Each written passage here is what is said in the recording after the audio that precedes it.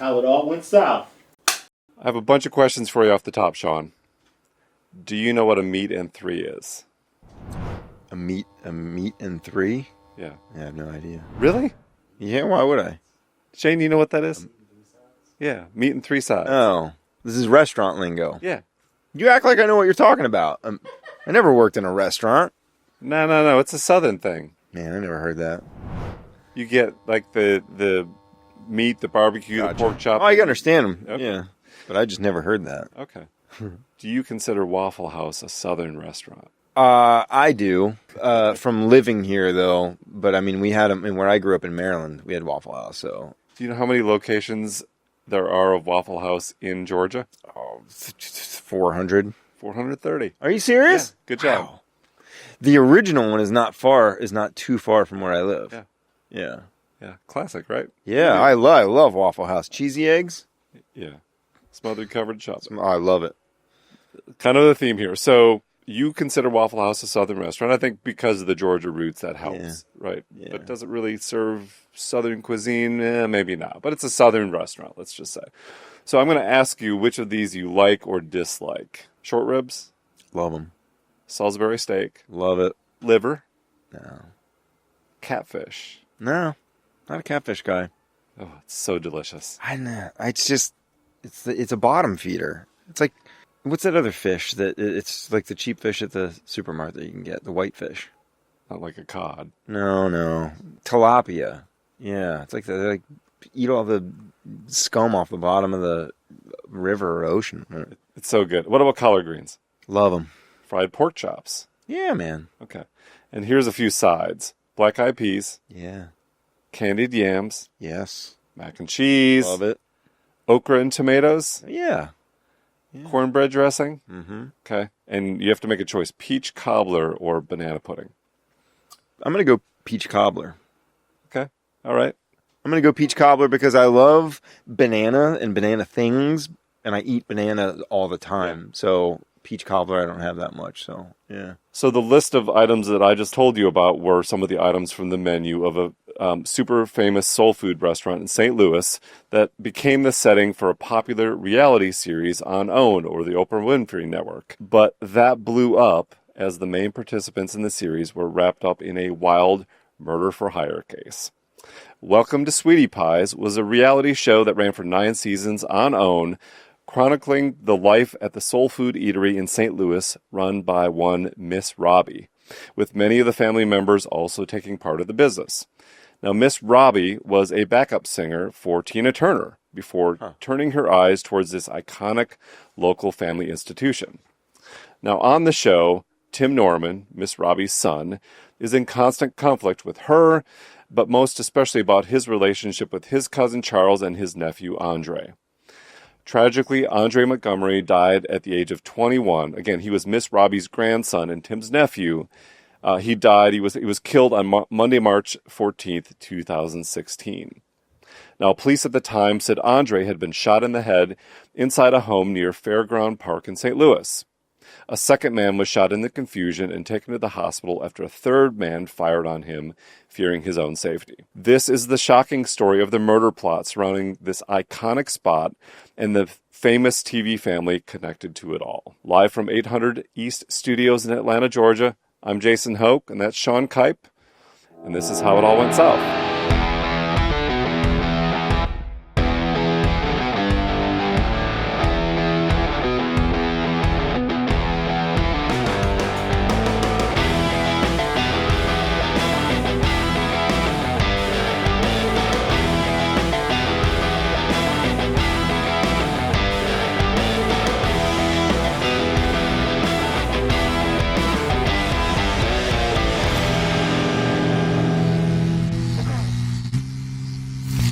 So Tim Norman said in 2012, just as Welcome to Sweetie Pies was taking off in popularity, he said, "In every family you have a woman's view and you have a man's view on dealing with children. That's what's going on with my mom, is she thinks I am too stern with them. But I'm speaking from experience because I know where a 17-year-old boy's mind is at." Every father has had that. Father of a boy is probably... Yeah, so if you watch the series, there's definitely this relationship between between Tim and his nephew Andre. It's a tough love relationship. He's stern, but he's also talking to Miss Robbie all the time. There's a whole family dynamic, of course, played out in true reality series fashion. Of course, they've got to play it up even more, right? So Tim called it a real-life mashup of The Cosby Show and Cheers, giving viewers a positive look at African-American family life, regular people with normal lives. Now, Miss Robbie's son, Tim, helped run the restaurant, doing everything from managing supplies to managing the team. Have you ever seen the show? No, I never heard of it. Yeah.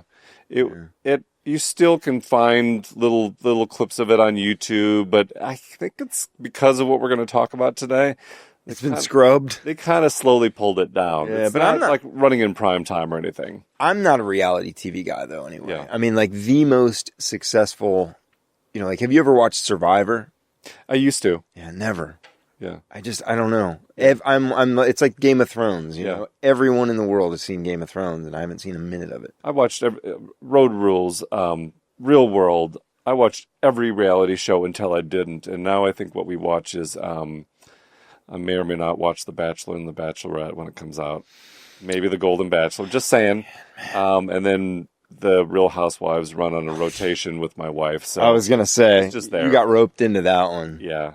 It's almost unwatchable at this point. Yeah. Well, that killed it. Reality TV, like The Real World you brought up. Yeah. I watched that. That was great. really the beginning of reality. Kind of our generation, too. Yeah, it was. And it was super cool and unique and original. Yeah. Now it's just, it's like... It's a character of its own self now. And if you watch, they go into restaurants where there's no people because they're having dinner at 8 in.the morning because there's no one there. Yeah. Because that's how they film, or they make stuff up. They go to clubs. They do all this stuff. If you watch some of the later episodes of Welcome to Sweetie Pies, there's a little bit of that where they're like... What else do we talk about? It's a restaurant. Like, we know what we're making. We know that, let's play up the drama, but like, what else do we do? So it's, in that respect, it's like almost any other reality show that you would find on TV. So there's a history of family drama, of course, around this. In July of 2016, Robbie Montgomery sued her son Tim over trademark infringement. The reality show was now over, having run a total of 73 episodes, but Tim used the name in a North Hollywood, California location, and Robbie claimed the trademark used by Tim hurt her chances of opening her own franchises in the LA area. The Sweet Times brand, run by Tim in 3 restaurants, caused confusion also. So there's mother, son was just, they were doing their own thing, and it was just causing a lot of strife in the family. So he used it for what? To open up like another restaurant? Kind of like getting in on the name. Right. It was a thing, a dynamic. So additionally, the Missouri Department of Revenue, remember this is in St. Louis, Missouri, claimed the local restaurants owed $80,000 in back sales and withholding taxes. A number of other incidents continued to plague the restaurant and the family. In September 2016, just 2 months after the trademark dispute, a suspicious fire happened at one of the St. Louis locations with a minor roof fire. Arson investigators were called in saying we didn't see any reason for the fire to occur. There were other troubles too. The restaurant had reopened after being shut down for 2 years after arson and looting in the area after police had shot Michael Brown in 2014. A lot of stuff going on. So I told you that Andre had been gunned down, but who exactly did the hit and how that all happened had not been solved yet. In a huge shock, Tim Norman was indicted on August 20th, 2020 on charges of conspiracy to commit murder for hire and wire fraud. Tim had taken a life insurance policy out on his nephew Andre in the amount of $450,000, then arranged to have him killed. So I just have to pause there. This is stupid criminal time, which is never take the insurance policy out on the person you're going to whack, especially if it's family. Why do people keep doing this? And here's the other thing. $450,000, like, you could go, yeah, that's a lot of money. I mean, I'd take $450,000 right now, but in the big picture, that's not going to get you that far, especially in 2024. You're $450,000. That's not taking you that far in life. Remember that relationship, that dynamic, everything has been on television, the back and forth, Andre's not doing his thing, and he runs into some trouble, of course. But you'll be stunned by the insistence and persistence that that Tim has in trying to get this insurance policy. Again, I don't understand how people can be so obvious when, as outsiders, we look at this and say, yeah, it was right there all along. So you got to do it the way they did it in Fletch. You go find the beach bum, right? Set him up for the murder. I'm telling you, it was pretty. Well, there is a little bit of that here too. We'll get into that. So the lengths that Norman went to obtain the life insurance policy on his nephew were also detailed in court proceedings and included a co-conspirator. Now, knowing me, I'm not going to get this name right, but I'm just going to try. Okay, it's just going to be bad. Weil Rebbe Yag, also known as Wally. There you go. Wally was a producer of hip-hop artist Nelly's 2002 album, Nellyville. Wally was now out of the music industry and had a new career, and he was acting as Norman's insurance agent. His new career after leaving the music biz. So let me ask you, greatest single work transition in history? Yeah. Record producer to insurance agent? Yeah. Well, because you want to go to do something fun for a living. Right. Hey, guys. Getting to the club easier, right? Well, I used to, So used to work with Nelly. But I'd really rather crunch numbers. what a career transition that was. The two had obtained a $250,000 policy through Americo Financial Life and Annuity Insurance Company in the middle of October 2014, before later withdrawing the application. Then on Halloween 2014, he attempted to obtain a second life insurance policy from the Independent Order of Foresters in the amount of $200,000, along with an accidental death rider for $200,000 and a 10-year term ride in the amount of $50,000 as a sole beneficiary. Stick with me. In March 2015, he attempted to obtain a replacement policy through Royal Neighbors of America in the amount of $249,999, but was denied. So this is what I'm talking about with being persistent. We're going to fire this off to everyone saying, I need this life insurance policy, and we're not going to give up until we get it. Why? I mean, I've never tried to get a life insurance policy on someone else. I mean, is it that difficult, though? Like, why would it be so difficult? Just because of things like this? I think they have to know about it too, and sometimes they have to get a physical. And so you're trying to. So policies under $250,000 do not require the insured to have a physical examination. So they didn't need anything from Andre if this policy was going to be approved. That's why it was $249,999.99.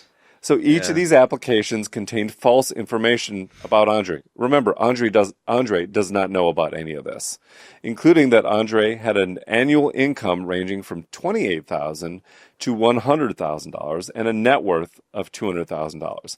He's still a kid. He's still super young. Yeah. Norman also indicated on the application that Andre was living, 42 years old, and healthy when he, Tim's brother, had died in 1994. So Tim's brother they were using some of that same information about Tim's brother who had died here to talk about Andre in these applications. Remember, Andre was only 21 when he was murdered. This had been well documented in the TV series, and Andre's father's death was one of the reasons Andre had moved to St. Louis, to be close to his grandmother Robbie, but also to Tim. So just to repeat, Andre's father's dead, and he needs to form this relationship with Tim to move on with his life. So Tim was, in some respects, a mentor, and being close to Miss Robbie was important, his grandmother. So again, the family dynamic plays out on TV. So Tim Norman was working very hard to get that policy on his nephew, but the conspiracy continued to unravel, and we'll tell you all about it when we come back after this break. So back from the break, we're hearing some of this crazy life insurance moves that Tim Norman's making. We don't really know why he was making these before Andre's death, but you can kind of figure out where this is going. This stuff is weird. So I told you that Tim Norman was charged in the murder of his nephew Andre. So at the time, prosecutors said Tim Norman conspired with another woman, Terica Ellis, in the murder. Norman had flown in from L.A. and checked into the Chase Park Plaza Hotel in St. Louis. Now, Terica Ellis had arrived from her home in Memphis in the days before the murder, and she had been working as an exotic dancer in Memphis. 2 burner phones were activated at 1 p.m. on the day of the murder. Ellis used a burner phone to find where Andre Montgomery was located, then immediately called Tim. Yeah. They're using burner phones. Right. Which everyone thinks is like the smart thing to do. Right. I mean, it's smarter than using your phone if you're going to commit a crime, but I think they figured out burner phones now. Yeah, exactly. Police, exactly. I really do. Yeah. Master criminals here. So Andre had texted Terica Ellis, the location of the recording studio where he was at 7:07 Central Time on March 14th. Andre texted 3964 Natural Bridge, so she knew where he was now. All the while, Ellis had texted with Tim Norman and his co-conspirators throughout the day. So Terica, the stripper from Memphis, has come down to St. Louis, and she's luring Andre to figure out where he is, and she's over there, and she's messaging with his burner phone over to Tim and these other folks that are going to get involved. So again, repeating the obvious of most obvious, taking out an insurance policy for a hit, then texting from a burner phone with your stripper side girlfriend. Seems smart because Tim, by the way, had a fiance. She was the stripper was his girlfriend though, or she was just Side girlfriend. side chick. Yeah. Yeah. So nothing could go wrong here, right? Terica Ellis met Andre at that location an hour later for the purpose of luring him outside his residence, and it was then at approximately 8:02 Central Time that Andre was shot outside by a co-conspirator. Terica Ellis called Tim Norman 1 minute later on her new burner phone, and immediately began driving back to Memphis. No further communication happened on the phones, and just 5.5 hours after the homicide, Tim Norman flew back to Los Angeles. No suspicions here either. Yeah, they pieced out. Yeah. This is very, very specific. Okay, continuing on, Ellis deposited more than $9,000 in cash in various bank accounts, and a week after the murder, Norman contacted the life insurance company to make a claim on the policy he had taken out on his nephew, Andre. Well, what unfortunate news. He's dead. Yeah. Yeah, I need to cash in on that policy. I'm really broken up about it, yeah. Yeah. So just 4 days after the murder, on March 18th, 2016, Tim Norman and our friend Wally, former record producer and now insurance agent, contacted the Independent Order of Foresters Insurance Company to look to collect on this insurance policy that they had set up, that Norman had set up.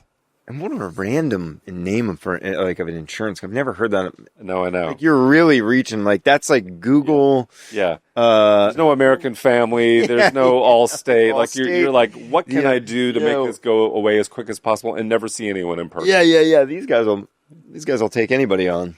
He contacted the insurance company 3 days later on March 21st, 3 times in August, and 1 time that November in 2016, while also hiring legal representation with them, sending a letter to the company in September 2018 and an affidavit in October of that same year. He's trying really, really hard. Really hard. This was the basis of wire fraud and wire and mail fraud conspiracy charges. On March 22nd, this is now 8 days after the murder, Terica Ellis flew to L.A. and met Tim Norman in person. In Detective Donald Thurman's testimony in a Tennessee hearing, he said Norman was to pay Ellis $10,000 for her role in the hit. So, big question here. Why would Tim want to murder his nephew? Got to go back to the story again. So, Andre was kicked off Welcome to Sweetie Pies in 2015 after posting images of guns and marijuana on social media, and he refused to take them down, according to a police interview with his grandmother, Miss Robbie. Just 1 month after the arrest, the St. Louis Post-Dispatch obtained police files that revealed more. So there was a burglary in Miss Robbie's house, and $220,000 was stolen from her house. She left almost her entire fortune sitting around in her house. Her house was ransacked. She had left cash and jewelry and everything there, and it now was completely gone. That is a bad move. She said only a few knew her alarm code, including Andre and Tim. So they robbed her. Well, the original documents revealed that Andre was the original suspect in the case, and police found photos of Andre posing with large sums of money, and he had claimed to be part of a rap group bringing in money, but no family members had ever heard of it before. This mythical rap group that he didn't have that was making all this money. Stacks of cash. Yeah. So Andre met with the police and even took a polygraph test, denying everything, and the results were inconclusive. He told police that he thought his uncle, Tim Norman, was behind it. 4 days later, Andre was gunned down, so he pissed Tim Norman off, his uncle. Yeah. Again, Andre was often on the show, and a big part of it was the connection between him and his grandmother, Miss Robbie. And he had moved to St. Louis from Texas so that Robbie could help him as he made his way through school. Tim Norman also had a troubled childhood, having been charged with felonies and was accused of robbing 2 different McDonald's restaurants and an auto parts store. This was woven into the storyline of Welcome to Sweetie Pies, which premiered again in 2011. He was also charged with a misdemeanor assault at a Houston restaurant. So there's a whole history of trouble here, and we will find out what happened at the trial right after this break. Okay, we're back. We've learned a little bit more about some of the troubles that Andre and Tim were into, and in September 2022, not too long ago, the trial begins. And Tim Norman's defense contended that he took out the life insurance policy because he was concerned about his nephew. Andre, especially as his rap career was expected to grow, even with this $450,000 payout of the insurance policy, Tim Norman's attorney argued that Tim didn't need the money because of the reality show success. So no one needs extra money.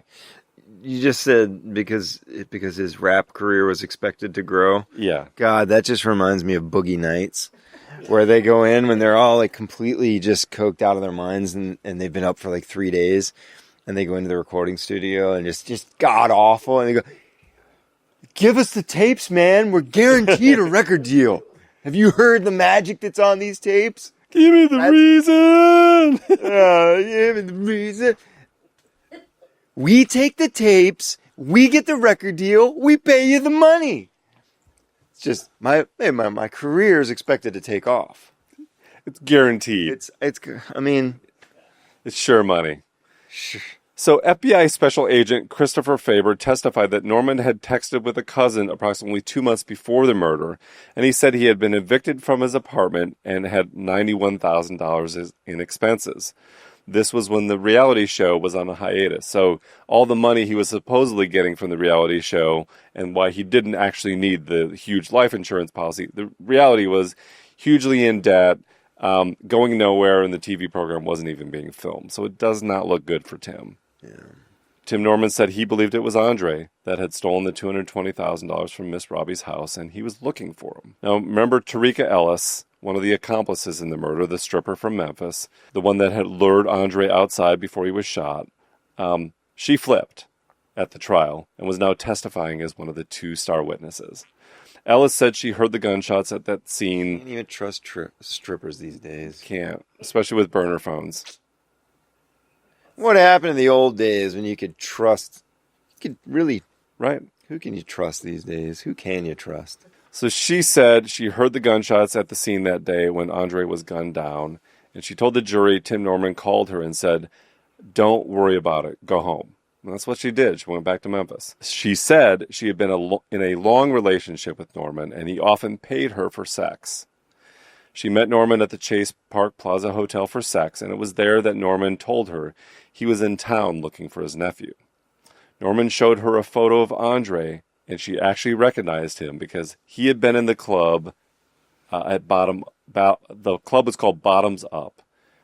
The club she was a stripper at, and Tarika and Andre had exchanged numbers. So it just gets a little weird. Mm. So Andre and Tim's... I was wondering how when you were saying she was texting him, like luring him around. Yeah. I was wondering how he knew her. Because they exchanged numbers at the club. Yeah. Yeah. So Now I get it, but I'm just saying, like that was something that stood out to me before. I was like, well, how is she luring him anywhere? Like, this girl flies in from Memphis. Yeah. So, I mean, you heard that right. Andre was flipping digits with the same stripper Tim was having a side sex run on. Back to those digits, them digital. So when Ellis was texting with Andre, she asked him if he had a girlfriend, and they eventually met up at the recording studio he was at. Perfect way to lure him out, right? She arrived with clothes she bought him for a music video shoot. She said Norman offered her $10,000 to track him that day and would give her the full amount in a duffel bag afterwards. She said she got a single-word text from one of Norman's accomplices, "Move," and then the shooting happened moments after. I gotta say, they took a lot of time to plan this out and like put it together. Yeah.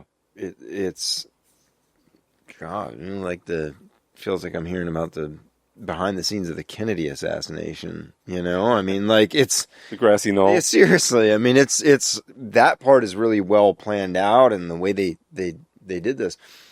The part where they messed up, obviously, is the life insurance thing, like being so obvious with y'all got my money, and not trusting her to stay silent. Like, is $9,000 or $10,000 of cash in a duffel bag going to keep someone happy and silent for the rest of their not life? a stripper, I would imagine. Not exactly. Especially if she's got something on you because you have a fiance. Well, that's what I mean. Like, that's not, and I don't mean because she's a stripper, but I mean it's someone who, like, $10,000 is not that much money for something like this. Like you said, I mean, you're talking about a murder, and she's got not only that on you, but your fiance, and I don't know what you do at that point. I mean, God willing, you don't ever get into that situation, but maybe cough up a few more clams to. Yeah, and it's greed. I'm telling you, we're going through some of the details of the story. We also got to remember that this was a huge reality series, and people knew who Tim was and Miss Robbie and Andre, and so the shock of actually hearing the real life trial of this makes it, that much more stunning that this had happened, that all the details that are coming out, that you wouldn't actually believe that this would have played out after being such a public figure on a show, Well, yeah, and even with again the life insurance policy, like with the show being popular, you have to think there's chances that somebody working at the life insurance company would maybe recognize the name. Yeah. You know what I mean? When somebody like killing somebody in this way that's a public figure makes things a lot more difficult. Like, you can't just wing it, and you know what I mean? Yeah. So just a whole lot of trouble plays out publicly. So who actually killed Andre that day? Because Tim wasn't there. Tarika was, she was told to move out of the way. So Travis Anthony Hill was the other star witness, saying he was the one that killed Andre at the direction of Tim Norman. But he never had a direct conversation with Norman. Hill said he met up with another man who gave him $5,000 for the hit. So there was one step removed. This man, Daryl Howard, said he had met up with Tim Howard at the same hotel and received the money to give to Hill. So he's always keeping himself, Tim Howard is, keeping himself, Tim Norman at the same hotel, always keeping himself one step removed by handing the money to someone else to the burner phones. Yeah, that's smart. But $5,000, yeah, I know, to kill someone. I mean, not that there's any amount of money that I would take, that I think to kill someone, but I mean, it wouldn't be $5,000. Yeah, I know. That's crazy. I mean, about 18 years old. He didn't look that old. No, he doesn't look that old. And I know $5,000 means more to one person than another person, but still, when you're thinking about a human life and killing someone and the repercussions of that, if you get caught, that you could spend the rest of your life in prison and being 18 years old or young, your life for $5,000, it's not worth it. Yeah. So Tarika Ellis and Hill on conspiracy to commit murder for hire pled guilty before Norman's trial. And Tim Norman took the stand in his own defense, with the argument being that he was a concerned uncle that was just looking out for his nephew. He said he had paid Andre's rent, he had enrolled him in school, all the things a caring uncle would do. Crying, Norman said, "I just try to show him you could make it doing regular stuff." And that's the public persona that we saw on the TV series, right? I'm the mentor. I'm trying to help my nephew do the right thing and not do the things I did when I was younger. That's not what happened. He took out the policy to give his friend Wally some business, especially since Wally was transitioning from the music business to insurance, and that Andre knew about the policy and helped set up the coverage, which of course is not true. Tim Norman told Wally in a text, Andre Montgomery might not make it 6 months, bro. That was not, I don't believe that's on a burner phone either. Hey. So when Andre had stopped going to school and work, Norman said he cut him off and Andre disappeared from St. Louis. Miss Robbie and Tim had hired an investigator to look for him, especially after the burglary at Miss Robbie's home, which remember was like $200,000 plus of her life savings that was taken out of there. So Norman admitted to meeting Tarika Ellis at the hotel and to have sex the day of the murder. He said he didn't pay her $10,000, but he paid her $1,000 for sex and another $2,000 to help her open up a boutique in Memphis. That's so sweet. That's so nice. That's a nice guy. He admitted to the burner phones, but he said he did it to avoid the suspicions of his fiancée. Yes, he was getting ready to get married, and Ellis was not the one, of course. Not for the setup for the murder. So that's so nice, right? It wasn't that he wanted to take a hit out, he just didn't want to get caught. Travis Anthony Hill, the shooter, was sentenced to 32 years after pleading guilty and eventually testifying in the trial. Wally was sentenced to 3 years on one count of wire and mail fraud. Tim Norman was found guilty in 2023 and sentenced to 2 life sentences. Judge John Ross called the evidence overwhelming and said it was a cold-blooded, incredibly premeditated, planned execution of your nephew. So what does Miss Robbie think of all this, right? As the matriarch of the family, the public face, welcome to Sweetie Pies, and everything that's happened. I'm kind of surprised by this, but after such a public blow-up, she wrote to the court, I am writing you to ask for mercy for my son. As a mother, I am devastated that my son has been accused and convicted of these crimes. I don't know whether Tim did what he was accused and convicted of. He is still the baby that I bore, and I love him as every mother loves their child. So how do you react to something like that? Yeah, that's a mother being a mother. It's a personal choice, of course, but yeah, that's a big deal when your son murders basically your grandson. That is not an random act of violence, but a very specific, damning family, awful thing. Yeah. That's tough. Yeah, that's tough. I think a lot of mothers, though, and parents will still try to see their kid as, hey, they did something wrong. They obviously murder's wrong, and they are going to go to prison, but spare their life or don't give them life in prison. I know my kid, they can be reformed. That makes sense to me, not whether it's right or wrong. I think family, I think faith, I think all those things, people look deep inside themselves and they try to move forward. And so that was very tough for her, of course. And business-wise, they also suffered greatly after the reality show's off, after all this, kind of thing happened publicly, highly embarrassing and shocking. So Sweetie Pies had shut down and reopened, actually, and they're looking at new blood into the restaurants and the chains. And the restaurant is so Robbie has invested $4 million in the new location, and the restaurant is called Sweetie Pie's Second Act. And Tim Norman continues to say he's innocent after all of that.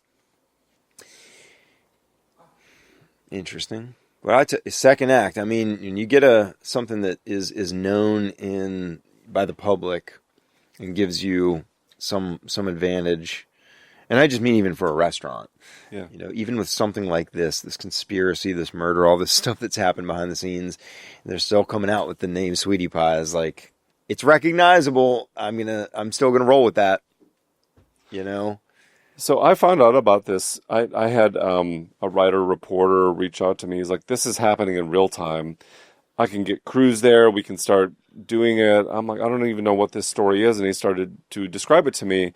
I thought that was really interesting. But again, you know how we get caught up in this. We'll talk about this often on this series. It's the reason for this series, which is you can't just drop everything and just decide for the next 9 months you're going to be sitting outside of a courtroom monitoring this. Like, sometimes it's actually better if you don't follow the beat-by-beat court proceedings of some of these big cases.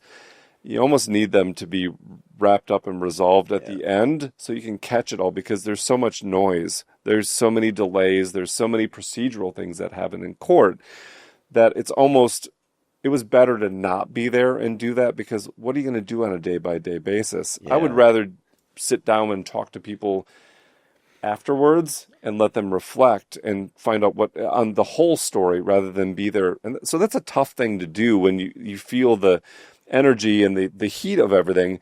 But you also have to realize that every other news outlet's going to be there too.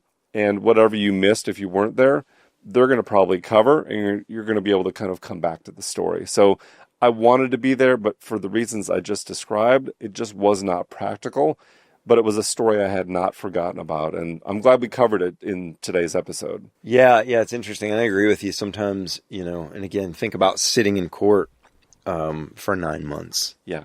Or whatever it is, none of these months or even weeks. I mean, even if you're able to, you're in a position where you can or that is your job. But I mean, you're right. There's so much noise. There's so much. You kind of almost want to have all that information so you can.